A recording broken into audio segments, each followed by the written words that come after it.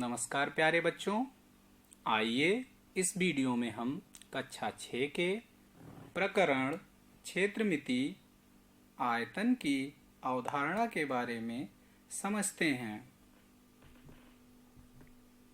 आयतन की अवधारणा, सीखने के परिणाम।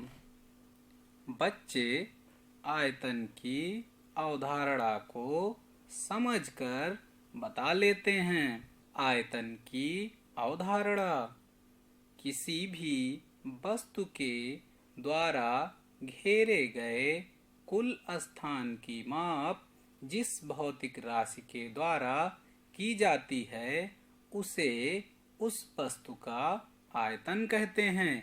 दूसरे शब्दों में हम ये कह सकते हैं कि जो वस्तु जितनी जगह घेरती है उसे उस वस्तु का आयतन कहते हैं।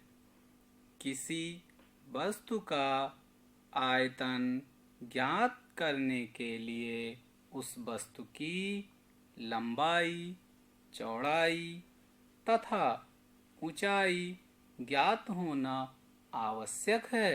घन, यहाँ पर हम घन के चित्र को देखते हैं। घन की सभी भुजाओं की लंबाई, चौड़ाई और ऊंचाई एक समान होती है। घन, यहाँ पर हम चित्र में देखते हैं कि घन की लंबाई, चौड़ाई और ऊंचाई एक समान है, जिसको हम भुजा यल, भुजा यच और भुजा बी से प्रदर्शित करते हैं।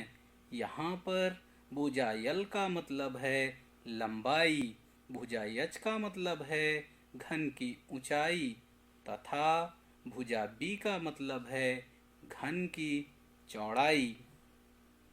घन का आयतन, घन का आयतन बराबर भुजा गुणे भुजा गुणे भुजा।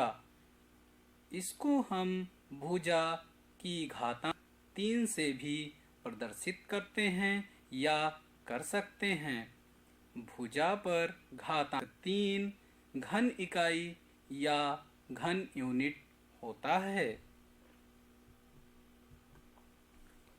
एक ऐसा घन जिसकी प्रत्येक कोर या भुजा की लंबाई 1 सेंटीमीटर है तो उस घन द्वारा घेरे गए कुल स्थान की माप 1 घन सेंटीमीटर आयतन के रूप में व्यक्त की जाती है।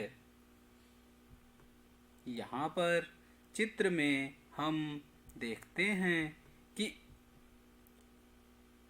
घन की लंबाई 1 सेंटीमीटर, घन की ऊंचाई 1 सेंटीमीटर तथा घन की चौड़ाई 1 सेंटीमीटर प्रदर्शित की गई है। अर्थात 1 घन सेंटीमीटर आयतन ऐसे घन का आयतन होता है जिसकी प्रत्येक कोर या भुजा की लंबाई 1 सेंटीमीटर होती है।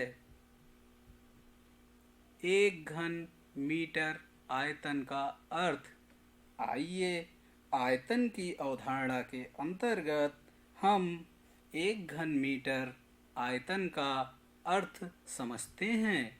यहाँ पर चित्र में प्रदर्शित घन जिसकी लंबाई 1 मीटर, ऊंचाई 1 मीटर तथा चौड़ाई 1 मीटर है।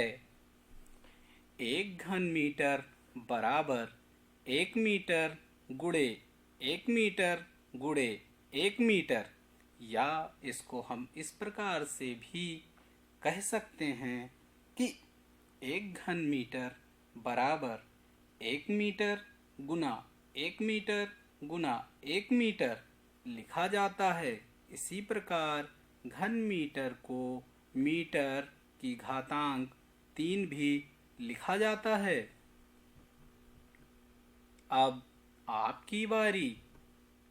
पता कीजिए और बताइए कि 1 घन सेंटीमीटर को किस प्रकार से लिखते या व्यक्त करते हैं।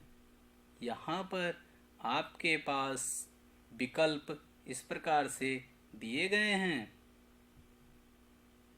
प्यारे बच्चों, हमें आशा है कि इस वीडियो से आपने आयतन की अवधारणा को समझा होगा और दिए गए गृह कार्य को आप घर से करके लेकर आएंगे।